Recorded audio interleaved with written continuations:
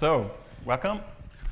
Matthias and I will, in the next 40 minutes, I think, present you how a continuous integration environment for a UI5 application can look like. So, first, we will talk about why you should do a continuous integration. So, for this, we have this app. It's the Open UI5 sample app. It's been around for a long time, so some of you may already know it. It's a pretty simple to-do application. So yeah, but for the sake of this presentation, we will imagine it's a highly complex application with many developers continuously working on new features, committing, making changes, and all on this single application. So when looking at the workflows we have currently in place for this application, when a developer wants to do a new change, he creates a commit and pushes it directly to master. Some developers may create branches, but in the end, they can just push everything into master or merge into master whenever they want, whatever they want. The problem here is obvious. Any code can be submitted to the master. This means even broken code. So one developer may introduce a bug without even realizing it and breaks the application for everyone else who wants to work on it. So this is a problem for us. The other thing is, for releases, the workflow is currently a very manual one. So if a new release should be created, somebody has to create the build and deployment on its own, which is also a problem. So having this as a manual process means maybe not everybody can do it. So maybe a special skill is required or a special environment to do the build and deployment. And also, it doesn't really scale. So you get a lot of overhead if you want to increase your release cycles, like daily or hourly releases can't be really realized with a manual process. So how can we solve these problems? The first problem is that we get bad code, or we might get bad code into master. This means maybe code that breaks the applications or tests. We can solve this by executing unit and integration tests. The other problem is code violating style conventions. We can run a linter for this. For untested code, we can introduce code coverage. And for code that is not reviewed, we can enforce code reviews. And we can automate all of this. And if everything fails, if anything fails, we just block a merge into master. So we don't allow any bad code to get into master anymore. The other problem with the manual build and deployment process, we simply automate it. So for the sake of this presentation, we only talk about building the application, not about deploying, because deploying applications can be very, very different. And it really depends on your use case, on your environment. But deploying the application in the end will be easy to integrate into the workflow we came up with for our application. Talking of which, this is what we did for this application.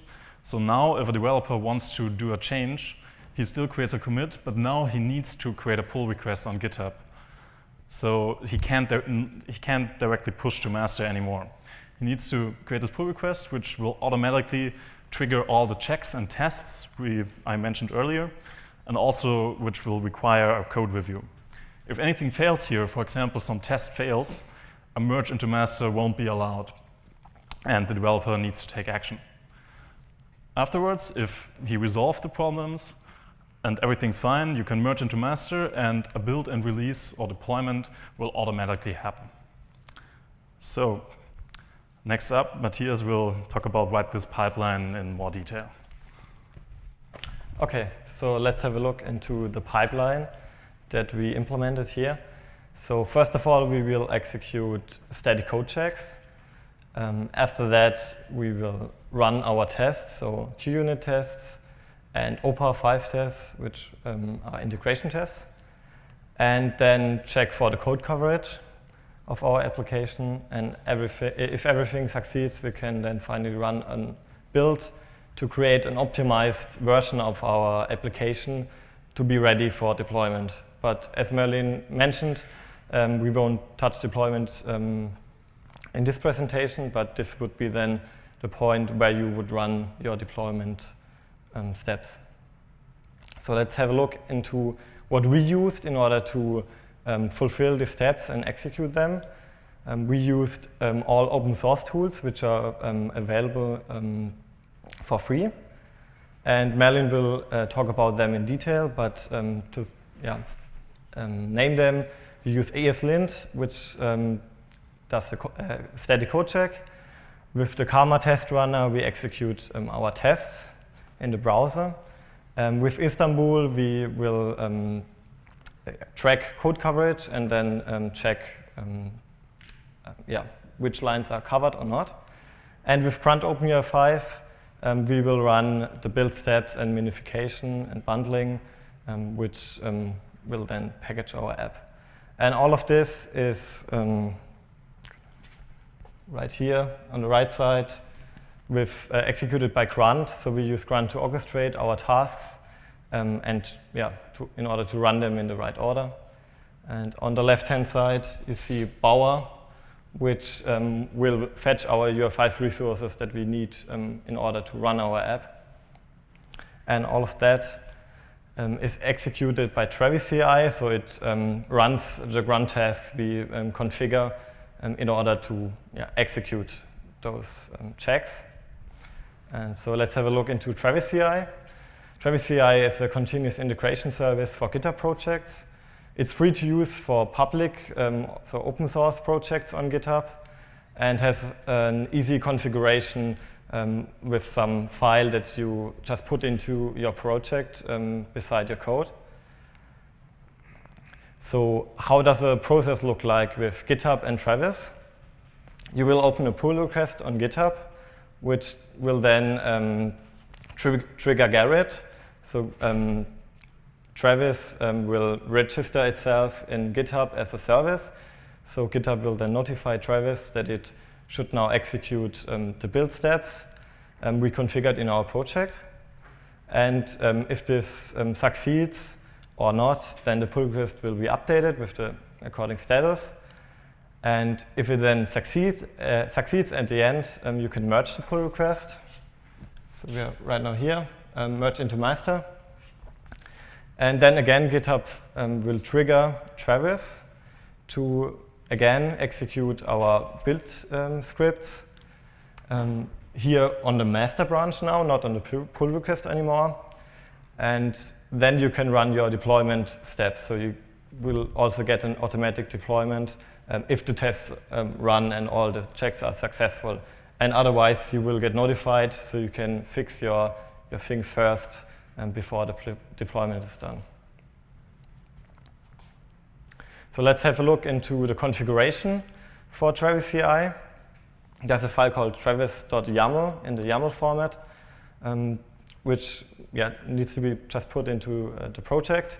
You need to specify a language to use.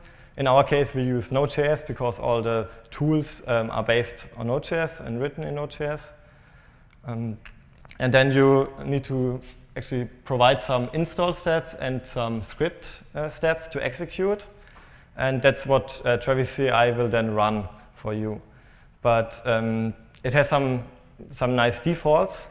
And this really fits into our project because we use npm to fetch the packages, so the tooling and the test runner and so on. So in the install step, it will run npm test. And in the script phase, it will run npm install and then npm test. And that's what we also hooked up in our project. So this works out for us, so we don't have to actually provide those because that's the default for Travis. But you can customize this as you want.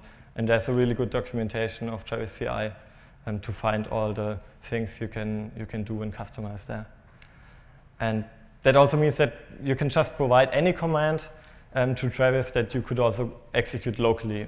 So you have the same build steps and same test executed locally and on Travis CI. So you can also, if a test is failing, check it locally and try to fix it then. So Merlin will now explain all the tools we used in a bit more detail. Right.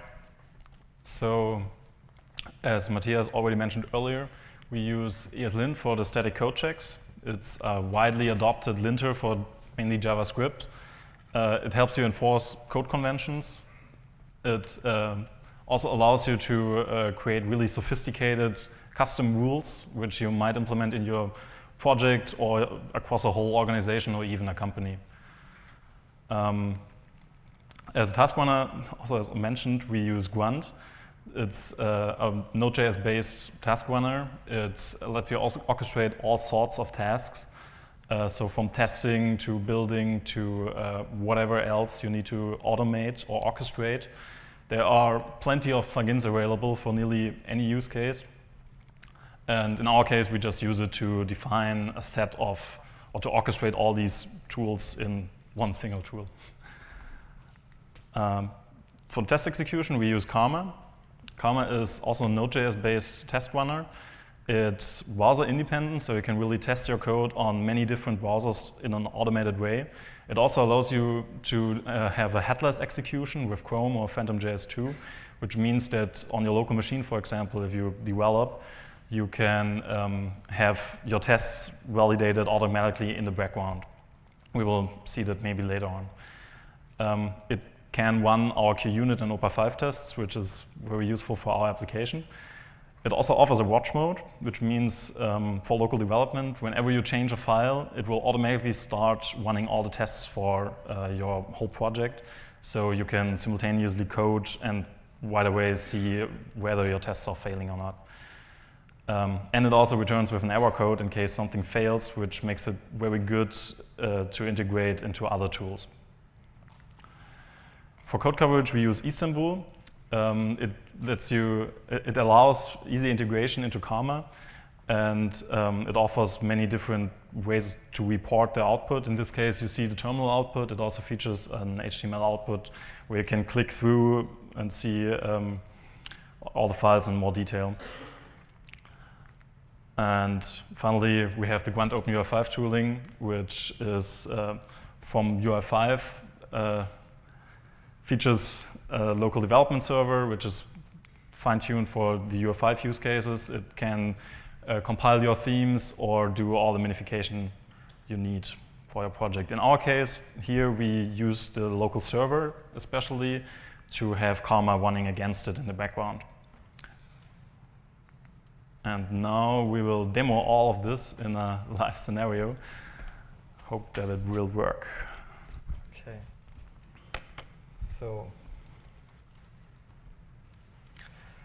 So I've prepared some new feature for our OpenUI5 sample app, and I already pushed it to GitHub and created a pull request.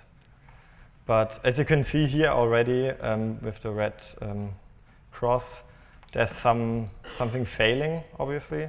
So first of all, I added some tab bar into the app, so you can filter for active items or completed items, or show all items again.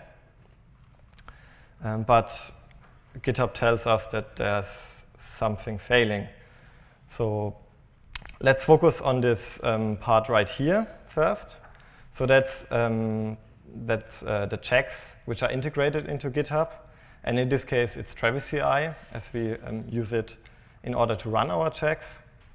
And it says that the build is failing, and also that merging is blocked. And that's because you can configure your GitHub repository in a way that you can decide which checks will block merging. So you can see this with the required badge on the right side. You can also make it a bit bigger. So this required badge means that if this step is not succeeding, then you won't be able to click on the merge button. So you have to, for sure, set all these checks in your repository, but this way you can then enforce those rules in your project. And now let's have a look into the failing checks here. So I click on Details, which brings me into Travis CI. And I see some common information about this change. And if it's loading, then you should also see the job log. So Travis actually gives you a console output of the things it executes and it runs, so you can have a look into there where this issue happens. So if I scroll all the way down, you can see it's quite a long log. Maybe I can do it faster, like this. So you see some red lines in here. And you can also see the coverage summary over here. And these lines mean that the coverage threshold that we set to actually 100%, because we had coverage of 100% before, was not met, and therefore the build is failing. So this means I added a new feature. I did not break any tests, but I also did not write any tests for the new code, which is also bad. So even though all the tests are running successfully, as you can see here, the build is failing. And that's quite good, because I missed to add the new tests, and therefore I'm not able to merge this. So I will go back to the pull request. And now locally, I've already prepared a new change, which will add tests. And in order, before I push that, I would like to, for sure, validate if it's really fixing this coverage issue. And I can then run, first of all, run lint, which will also check all the code if it's with acelint. So if I did not, did some mistake, like missing some semicolon or having some unused variables, for example. And then afterwards, I can run grunt test, which will then now execute Karma.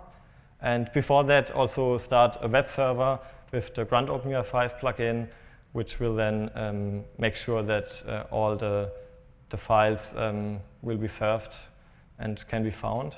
And yeah, it executes quite fast, so about 10 seconds here. And now you can see it's, again, 100% coverage. And if you can compare the number of tests, it's saying 14 right here. And previously, it was, I think, 11. So I've added actually 3 more tests, which will then cover the new feature.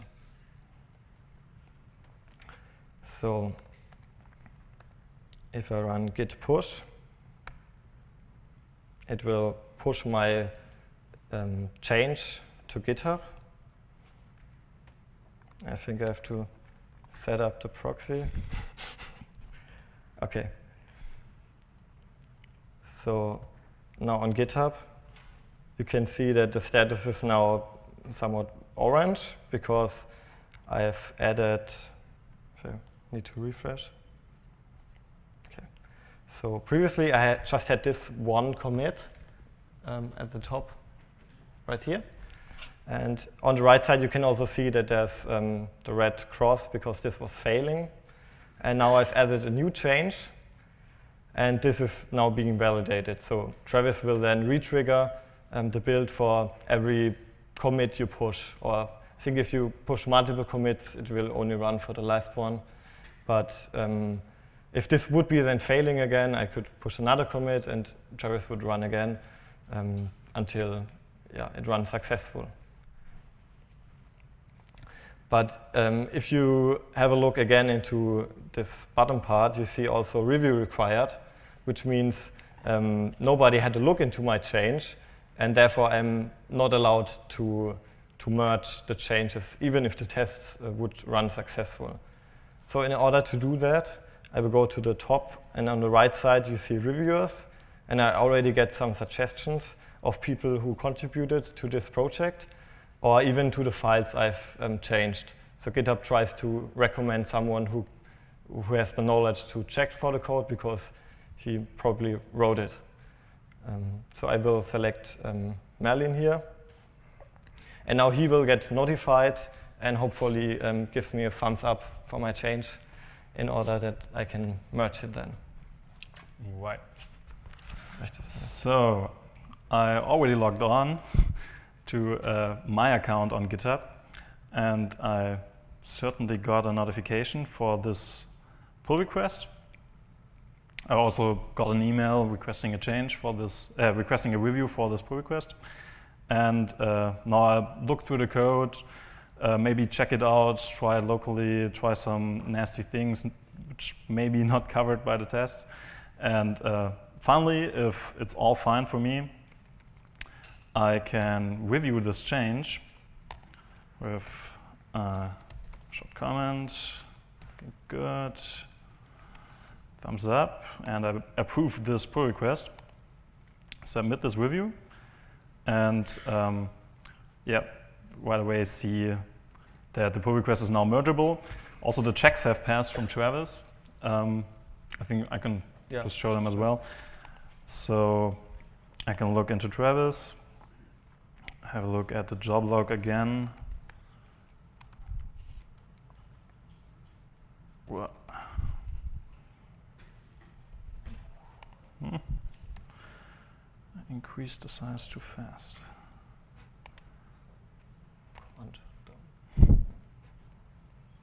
All right, and I see the same result like we saw locally. So Travis really did the exact same steps, grunt lint and grunt test, as configured in our package.json for npm test command. And therefore, everything's fine for Travis. So the pull request got updated. Also, the review is done, and Matthias can now finally merge his change, his new feature. Yeah. So I can click on merge, confirm it, and you can see the pull request is merged, and the feature is now part of the master branch. So this means it got into our main code line, and it was validated, so this state should be fine. I can now also delete the branch because I've already merged it. And now we come to the second part of using Travis CI, and now for building and then deploying, or not, in our case. But I would like to show that. So for example, here, I'm on the master branch here in GitHub. And if I click on commits, I will see the list of commits that are part of the master branch right here. And from today, there's one commit, and that's the commit from the pull request I just merged. And you can also see some small indicator right here that Travis CI is currently building this state. So it's building again the changes, but now from the master branch. And I hope this will run quite fast. But I can maybe show you the Travis configuration for that first, while the build is running. So as we explained, we provided Node.js as a language, and then there's a step which you can use in order to run something before deployment. And before deployment, I would like to run my build scripts in order to create an optimized package for this app that I can then deploy. So here we use npm run build, which will then use the grunt OpenUI5 plugin to create a preload file for our app component, and then copy this into a separate folder. And with the deploy section, you can then use different providers. In this case, we use script, which lets you run a script like we did before with before deploy. But there are also providers for several cloud services, or for example, Cloud Foundry, which also then integrates into SAP Cloud Platform, and various other things. You can also deploy to GitHub pages. So then Travis will actually put those files into your GitHub project, and you can view it from there. For example, if you would like to create some demo app for your library like this, or some example. And in this case, we will just echo something that we need to implement a deployment step, and just list the directory. And if this step runs successful, I can show that. So you can see here, the npm test command was successful, and then it will run the build. And the build will then use grunt build, create this preload I mentioned, copy files, and then at the end, I think deploying application, you can see just a directory listing of our dist folder, which contains all the files which are then, or which should be then deployed. So you can also see the component preload file here, which was created during this build step. And usually you would then really deploy your application, and this is all automated. I think something I forgot to mention is that if you use this deploy provider, you have to use skip cleanup true, because otherwise, if you create new files in this npm run build or in the script right here, then Travis will delete them again. So that's quite important to set this. And to make sure that this only runs on the master branch, you have to provide this as well. Otherwise, it will immediately deploy your feature branches. And that's, I think, not really what you would like to do. So only on the master branch this will happen. But you can also configure it to different branches, for sure. OK. So, right. Could you deploy it in different directories depending on the branch? If your branch is master, then deploy to master? You can certainly do kind of green deployment. So you have like a stabilization branch which deploys to another environment, and the master branch which deploys to production or something like that. You can do that, yeah. But the directory here doesn't matter, so it's very isolated. So it doesn't matter on which branch you are. You can just use this directory. I think this does not conflict. Okay. So we did all this in the Open UI5 sample app, which you can find on GitHub. We also have a link in the presentation in the end. So you can have a look at all the configuration we've done at the Travis jobs. I think you should be able to watch them. Yeah. And yeah, you can set up similar projects with the configuration we did in here.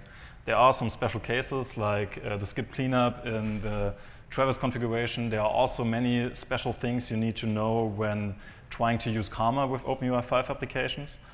We have some details about that on in this repository.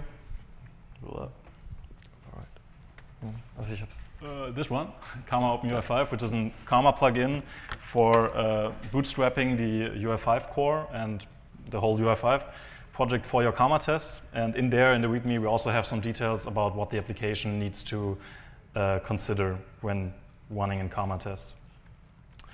Right, so this was our demo for the continuous integration scenario. To round up our presentation, we will give you a brief outlook on what our team has been up to for the past couple of months and what we are planning to do for the next couple of months. So this is the setup we showed you earlier, which we now have for this Open UI5 sample app. But for the future, we hope to have something called the UI5 build tools. That's what Peter already talked about today in the morning. These build tools are going to be the successor of the Grunt Open UI5 tools. There will be so they won't be like specialized to one or the other task runner or framework. They will be just native Node.js modules, which you can consume from like almost any task runner. So you won't be fixed to Grunt anymore. You can integrate them directly also into other Node.js applications. And they should allow a higher flexibility for your CI environments, for your local development, and all that sorts of things. Also, for the UI5 resources, we hope that we can have them in NPM for various reasons. One is that Bower is now deprecated. The other is that NPM offers a way better dependency management, which we can also use in our UI5 build tooling. So that's just a short outlook on what we plan to do or hope to do. And with that, I'd like to thank you for your attention. And yeah, thanks. Thank you. Thank you, Merlin. Thank you, Matthias. Luckily, I'm not part of the core team anymore in that way, and I don't have to apply to that 100% code coverage rules. For us, it was 70% in the past, so it was also good. Yeah. Okay, we have some minutes left, 10 minutes. If there are questions in the room, yeah, nail these guys down, they are here. Okay, there is one. I will come up and...